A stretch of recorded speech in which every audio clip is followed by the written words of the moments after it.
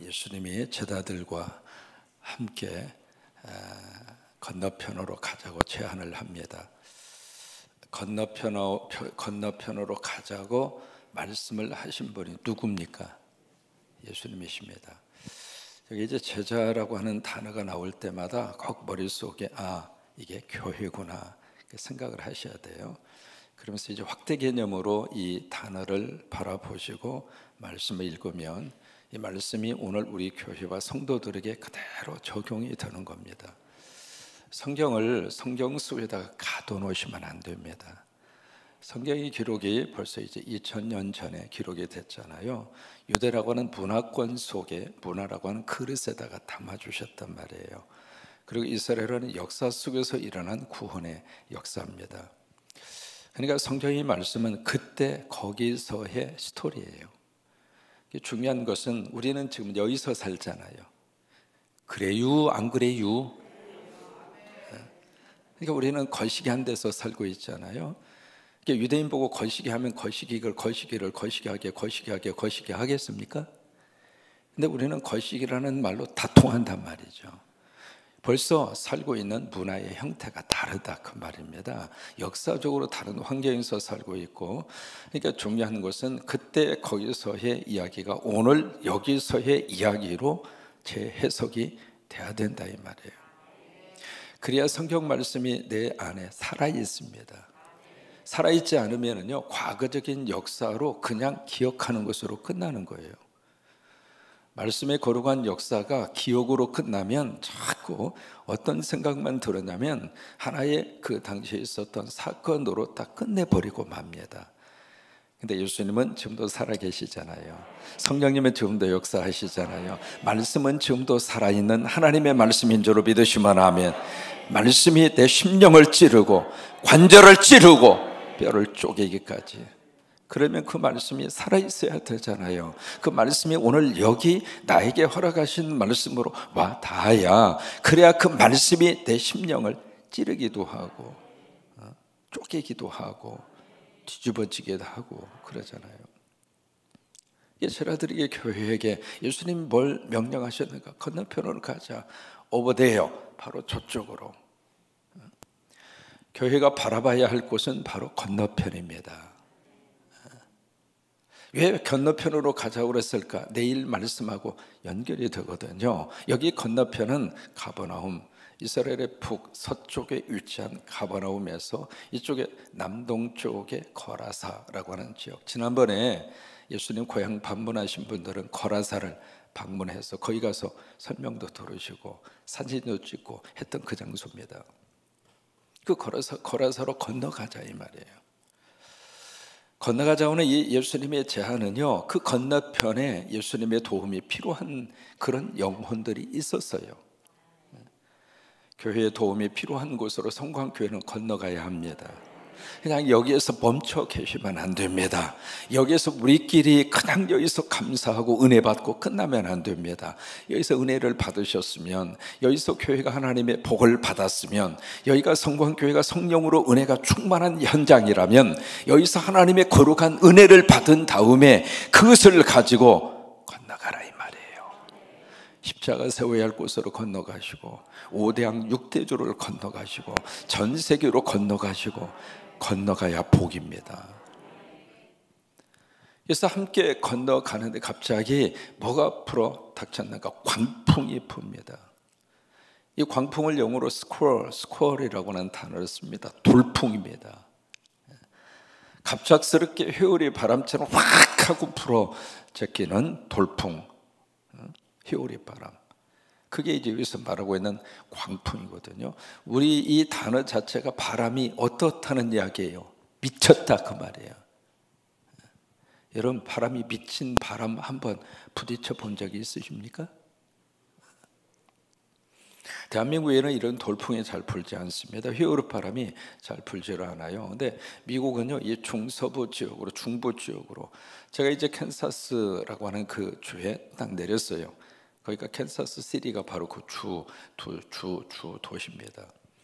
딱 내리니까 저는 이제 그런 바람 처음으로 겪었습니다. 제가 살았던 캘리포니아는 그런 바람이 안 불어요. 근데 이 중부 지역인데 캔사스시티에 딱 내리니까 그때가 이제 오후 한 7, 8시쯤 됐습니다.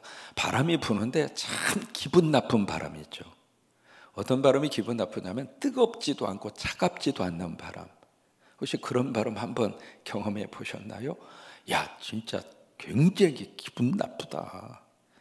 이게요, 후지기한 그런 바람이 부는데 그냥 보통 바람이 아닙니다. 그 바람이 부는 정도가요, 엄청난 바람이 부는 거예요. 그래서 물었습니다. 이런 바람이 오늘만 부느냐 그랬더니 그 시즌이 되면, 그 계절이 되면 그 바람이 계속 부는 거예요. 그래서 그쪽에 사는 사람들의 주택 구조는요 다릅니다. 밑에 반드시 지하실을 설치를 해야 돼요. 왜냐하면 이게 돌풍이 불고 이 허리케인이 들어오고, 그래서 이제 태풍이 한번 쓸고 지나가면 위에 있는 이 집 전체가 다 바람에 휩쓸려서 사라져 버려요. 그래서 밑에다가 지하실을 반드시 건축법상 거기를 건축을 해야 돼요. 이번에도 미시시피 지난주에 미시시피를 중심으로 해서 몇 개 주에 완전히 허리케인이 지나갔잖아요. 태풍이 지나갔잖아요. 돌풍이. 그걸로 인해서 이게요 어느 한 도시를 봤더니 초토화가 돼버렸습니다. 불기 전하고 분 후에 사진을 대조를 했는데 아무것도 안 남아있는 거예요.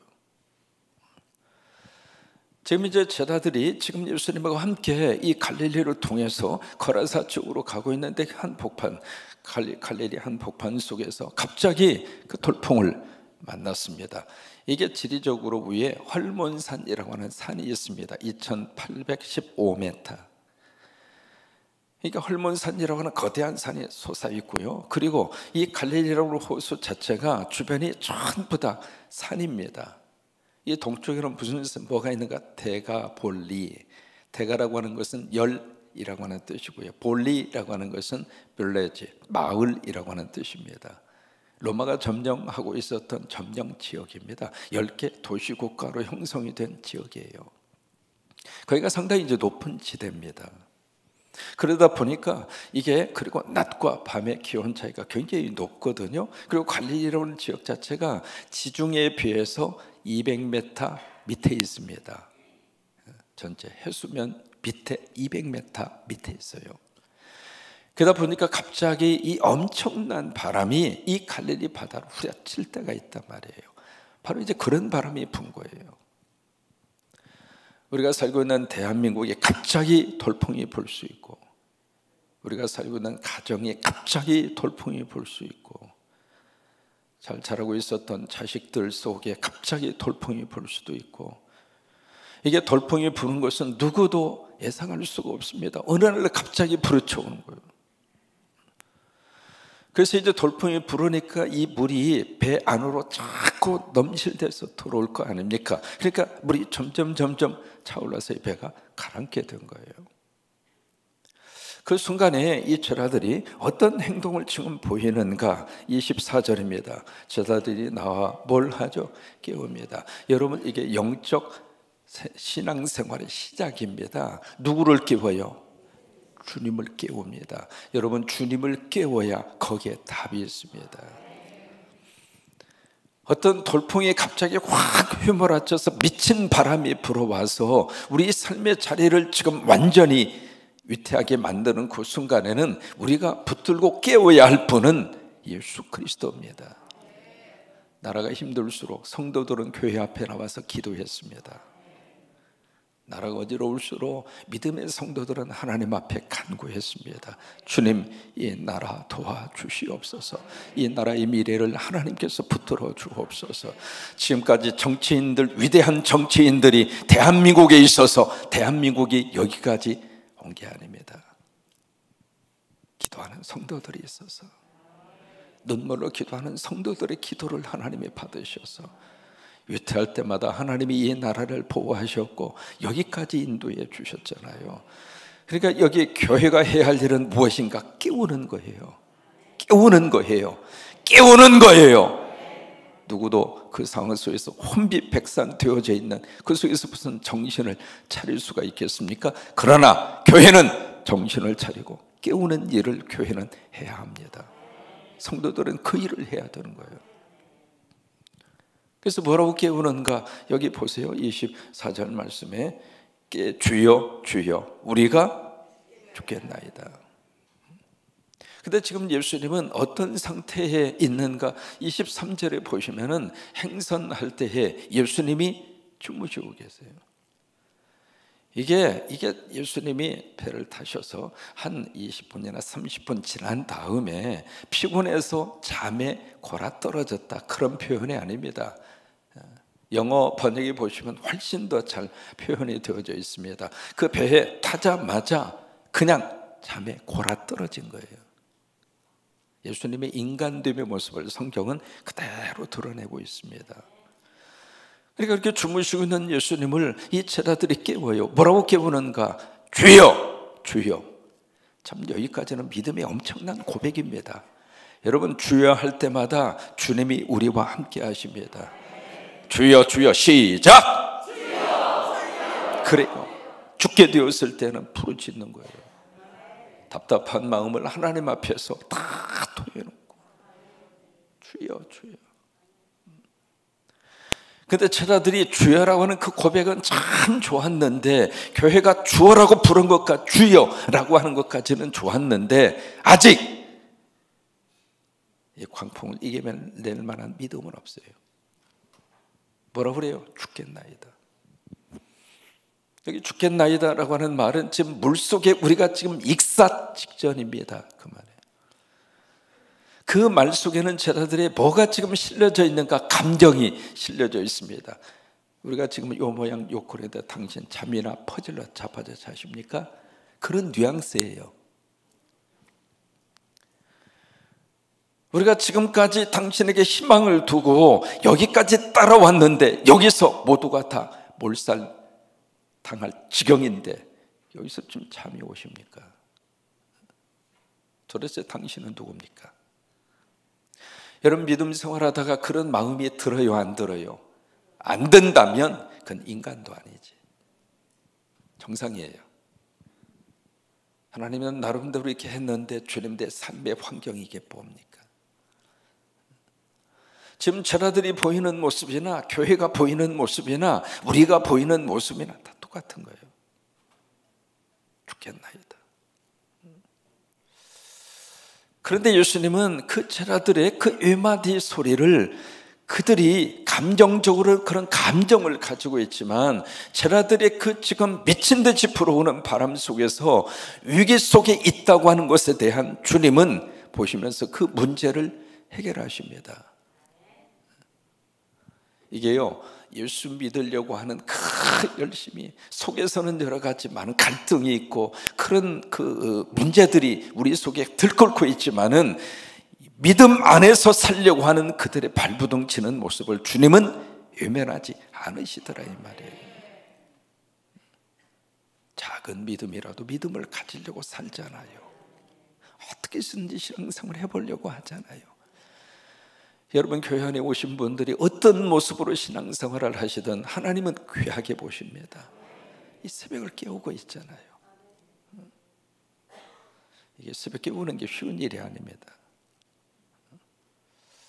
충청도도에서 목회하는 후배가 전화가 와서 요즘에 어떻게 지내고 그래서 나 지금 새총 쏘고 있어. 그랬더니 무슨 총이요? 그래서 새총. 그랬더니 그 친구가 목사님 아직도 새총을 쏘십니까? 그래서 나는 새총 쏠 일밖에 없어. 왜냐면 제가 이민 목회할 때부터 그 친구가 이제 공부하러 와서 제가 이민 목회하는 그곳에 있었거든요. 그래서 그때부터 내가 이 새총 쏘는 것을 알아요. 아직도 쏘십니까? 그래서 나는 죽을 때까지 쏠 거예요. 근데 그 다음 말이 뭐라고 한 줄 알아요? 아이, 새총 계속 쏘다가 목사님 죽어요 그러더라고. 여러분, 새총 계속 쏘는 것이 이게 성령의 역사잖아요. 우리 자녀들이 새벽에 이렇게 나올 수 있다는 게 얼마나 귀해요. 그러니까 여러분, 교회 안에서 믿음이 크든 작든 그건 하나님이 알아서 할 문제고, 우리 안에 그런 믿음조차도 있다는 것을 하나님은 귀하게 보신단 말이에요. 이 제자들이 주여 주여 우리가 죽게 생겼습니다, 섭섭한 감정을 실어서 그렇게 주님을 깨우는데, 그 다음에 예수님이 일어나셔서 가장 먼저 뭐라 그래요? 바람아 바다야 꾸짖습니다. 꾸짖어요. 이 꾸짖는다라고 하는 말, 이 단어입니다. 리부크라고 하는 말이에요. 리부크.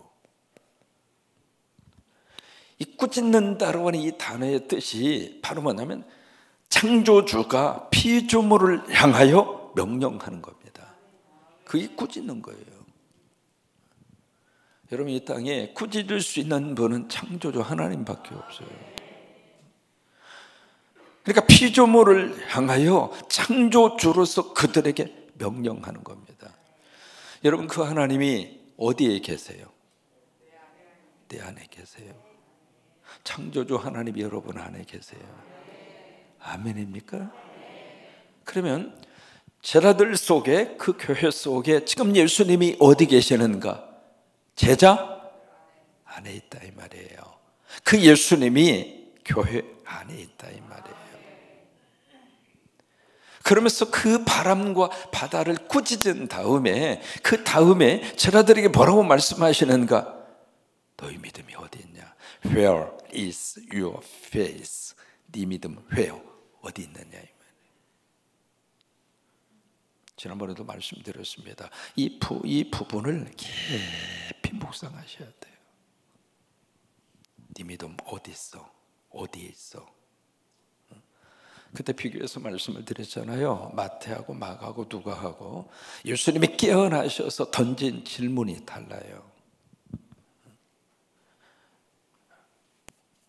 마태에서는 믿음이 적으냐, 마가에서는 믿음이 없느냐, 누가에서는 믿음이 어디 있느냐 이 말이에요. 이 묻는 질문이 다르다 그 말이에요. 그러니까 믿음이 적으냐, 제자들이 미친 듯이 불어오는 바람 속에서 믿음이 자꾸자꾸 그렇게 떨어졌구나, 그렇게 이제 1차적으로 이해할 수 있잖아요. 믿음이 없느냐, 그래, 그 가지고 있었던 믿음이 돌풍 속에서 사라져 버렸다. 여러분, 그런 경우 있잖아요. 갑자기 큰 일을 당하면 하나님이 없어, 예수님도 없어, 또 하나 생각나는 성경 구절도 하나도 없어. 사람이 그래요.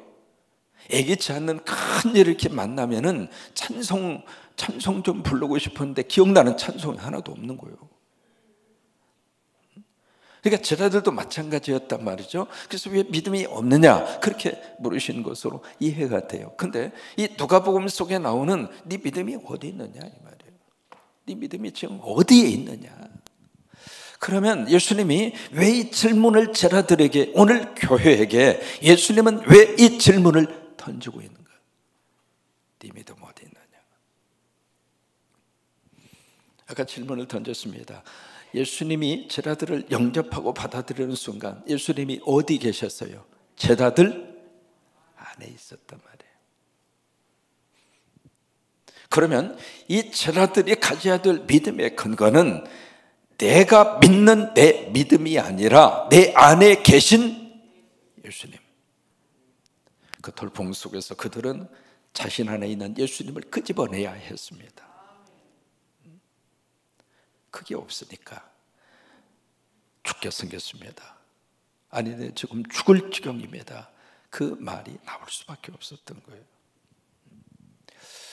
그러니까 믿음을 우리들이 딱 가지는 순간 우리가 예수 그리스도와 내가 어떤 관계가 딱 맺어지는가. 여러분, 갈라디아서 2장 20절의 말씀은 갈라디아서 유명한 구절이잖아요.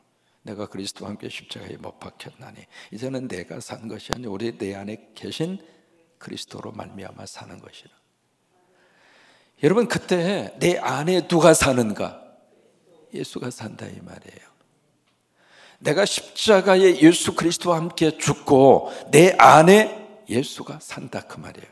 내가 육체 가운데 사는 것은 나를 사랑하사 나를 위하여 죽으신 예수 그리스도를 믿는 믿음 안에서 사는 것이라. 그러면 그때 믿음은 여러분 믿음이에요? 예수님 믿음이에요? 한번 생각을 해보세요. 죽었다면 그러면 내 안에는 누구만 살아요? 그러면 그때 믿음은 내 믿음이에요? 예수님 믿음이에요? 대답하기 싫으세요? 누구 믿음이에요? 그게 누구 믿음이에요? 그게 누구 믿음이에요? 아직도 착각하고 계시는 거예요. 그래서 여러분 갈라디아서 강해를 집중해서 들으셔야 돼요. 계속 믿음의 근거를 나에게서 찾으려고 그래요. 내가 이번에 새벽기도 총직은 이만큼 했으니까 내 믿음이 아닙니다. 예수 믿음이 있어서 새벽기도 총직물을 지켜가는 거지. 예수 믿음이 있어서 우리가 부활하고 천국 가는 거지. 내 믿음이 있어서 부활하고 천국 가는 게 아니에요. 자꾸 우리는 착각을 합니다. 이 제자들도 마찬가지거든요. 이 상황 속에서 과연 네 믿음이 어디 있느냐? 네 믿음이야? 내 믿음이야? 그 말이에요. 우리가 믿음 안에서 예수 그리스도와 우리가 객관적인 관계로 형성이 되다가 믿음을 딱 갖는 순간에 예수와 내가 하나가 되는 거예요. 타자로 서 있던 그분이 내 안에 들어와서 그분과 내가 하나가 되는 거예요. 요한계시록 3장 20절 말씀. 내가 문 밖에 서서 문을 두드리노니 누구든지 내 음성을 듣고 문을 열면 내가 그에게 들어가 그는 나로 더불어 먹고 나는 그와 더불어 먹으리라. 자 보세요. 딱 받아들이는 순간 예수와 내가 하나입니까? 둘입니까? 그러면 네 믿음이 어디 있느냐? 믿음의 근거가 누구예요? 예수 그리스도입니다. 그 믿음으로 우리는 이 돌풍과 이 광풍을 이기고 사는 거예요. 없어지지는 않습니다. 예수 믿는다고 그래서 뭐 태풍이 안 불고 예수 믿는다고 그래서 뭐 조용하고 아니. 처음에 이제 목회하면서 그런 생각을 했어요. 하도 어려운 이민교회를 시작을 하다가 보니까 주님 자립도 안 되고 여러 가지 힘든 것도 있고 그러니까 그때 간절한 기도가 주님 부흥시켜 주세요. 이게 이미 목회 한 50명만 모여도 자립은 돼요. 자립이라는 것은 목사가 입에 풀칠은 할 수 있다 그 말이에요.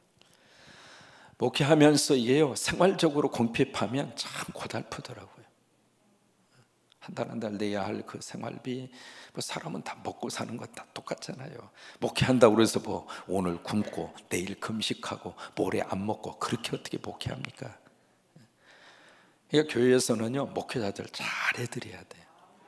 저는 잘해주지 않아도 돼요. 왜요? 저는 뭐 자식도 다 크고 저기하고 그랬으니까. 그러나 우리 부교역자들은 잘해주세요. 모르긴 몰라도 우리 기장 안에서 우리 부교역자들 상당한 수준으로 올라왔어요. 그것으로 만족하지 마시고 더 잘해드리세요. 부교역자들 얼굴 색깔이 달라요. 방송실 얼굴 좀 보여봐. 또 어디 갔어? 다 일어서 봐. 얼굴 색깔들이 달라진 것 얼마나 행복해해요. 그러는 거예요. 그러는 거예요.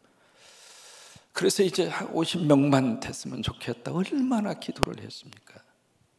그래서 50명이 딱 됐는데 그때부터 할렐루야 감사하고 그냥 그렇게 해서 했느냐? 아니에요. 성도가 들어오면 기도 제목도 함께 들어와요. 그만큼 돌풍이 불 수 있는 가능성이 더 많아지더라고요. 별 사람 다 들어옵니다. 그런 속에서 우리들이 돌풍이 불지 않게 하여 주시옵소서 큰 기도 제목 속에 들어가시면 안 됩니다. 돌풍은 기도하든 안 하든 끊임없이 일어나요. 왜요? 에베소서 2장 20절에 있는 말씀대로 세상의 공중에 권세 잡고 있는 악한 영들이 함께 이 세상 속에 판치고 있단 말이에요. 그러니까 돌풍은 불게 되어져 있습니다. 그런 믿음 안에서 어떻게 이것을 우리가 대처하고 살 것인가? 그 돌풍 속에 매몰되지 않고, 돌풍에 우리가 수장당하지 않고, 돌풍 속에서 내 안에 계신 예수 그리스도에게 믿음의 근거를 두고 그 예수의 이름으로 꾸짖으면서 돌풍을 정면으로 승부수를 던지면서 돌풍을 이겨내는, 돌풍을 뚫고 나아가는 영적 힘과 능력을 누가 주시는가? 주님이 주십니다. 그리고 사는 거예요. 미국의 정치인 가운데 콘달리자 라이스라고 하는 정치인 들어보셨을 거예요. 부시 정부 시절에 국무장관을 했던 분입니다. 흑인이면서도 여성입니다. 이분이 목사님 딸입니다. 저 시골 교회에서, 미국 목회자들이 시골 교회에서 목회하는 목회자들 굉장히 힘듭니다. 거기에 이제 그러니까 제대로 이 부모의 서포트를 못 받았죠. 어쨌든 그 환경 속에서 콘달리자 라이스가 결국 국무장관까지 올라갑니다. 근데 이분이 흑인이잖아요. 그리고 여성입니다. 그리고 성적인 차별, 이게요 보통이 아닙니다. 이게 대한민국도 지금 성적 차별을 정치적으로 이용을 지금 하고 있거든요. 여러분 잘 구별하셔야 돼요. 우리는 알게 모르게 거기에 끌려가는. 이제 성적 차별적인 것을 딱 이슈화해서 한쪽으로 이렇게 쏠리도록, 그래서 자기들의 지지 세력을 거기서 얻으려고 하고, 그런 케이스들이 굉장히 많은데 아무튼 이 성적 차별 문제가 보통 문제가 아니잖아요. 이제 그 대상이 되기도 하고, 이제 그런 속에서 이분이 그런 고백을 해요.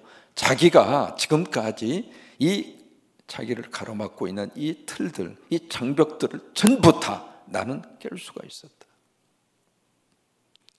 자기 그만큼 노력했다 그 말이에요. 그만큼 열심히 최선을 다해서 내가 노력을 한 거예요. 그래서 이제 그분이 스탠포드 대학에 교수까지 올라가요.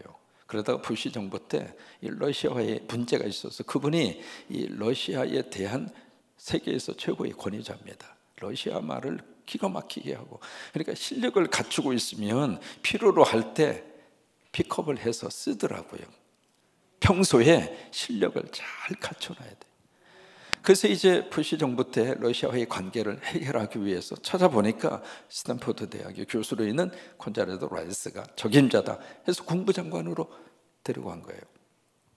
그런데 이분이 다른 것을 다 내가 극복하고 그것을 넘어설 수 있었는데 딱 하나, 피부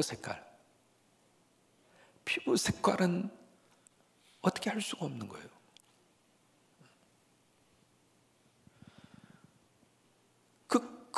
그 피부 색깔을 어떻게 해요?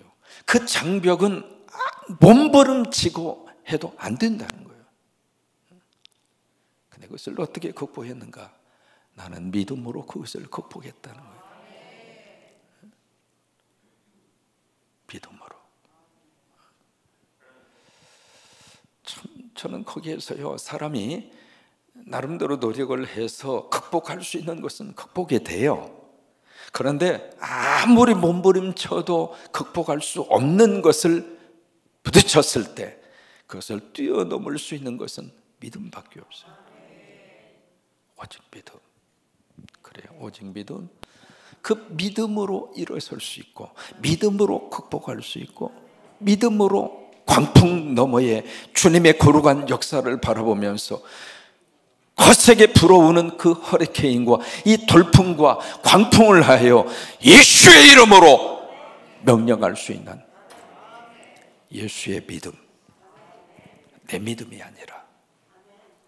그래요. 그 믿음으로 돌풍을 정면으로 나아가고 승리하고 극복해 나아가는, 거기에 믿음의 거룩한 역사와 능력이 있습니다.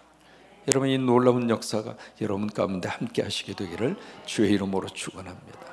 오늘 광풍을 만났습니다. 미친 바람을 만났습니다. 이게 자연의 현상 아닙니까? 코로나라고 하는 미친 광풍. 앞으로 이 자연계 속에서 어떤 미친 현상들이 나타날지 아무것도 모르고 삽니다.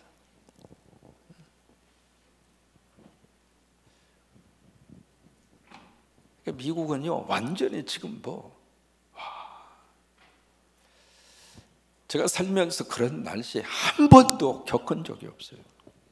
그런 일들이 비일비재하고 있습니다. 한국도 여유가 아닙니다. 그러니까 이 광풍이 부는 이 현상들이 이 자연에 미쳐서 그냥 날뛰고 있는 그런 모습. 그런데 그 원인 제공을 누가 했는가? 인간이 한 거예요. 인간이 원인 제공을 하고 인간이 그것을 그대로 지금 당하는 거예요. 자연은 우리가 한 것만큼 되돌려 줍니다.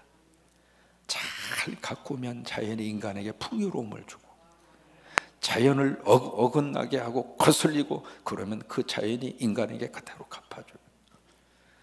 내일 새벽엔 어떤 사람을 만나는가? 미친 사람을 만납니다. 내일 새벽에도 꼭 오시기를 바랍니다. 미친 사람을 어떻게 해결할 것인가? 이 시간에 나는 믿네 함께 찬양하십니다.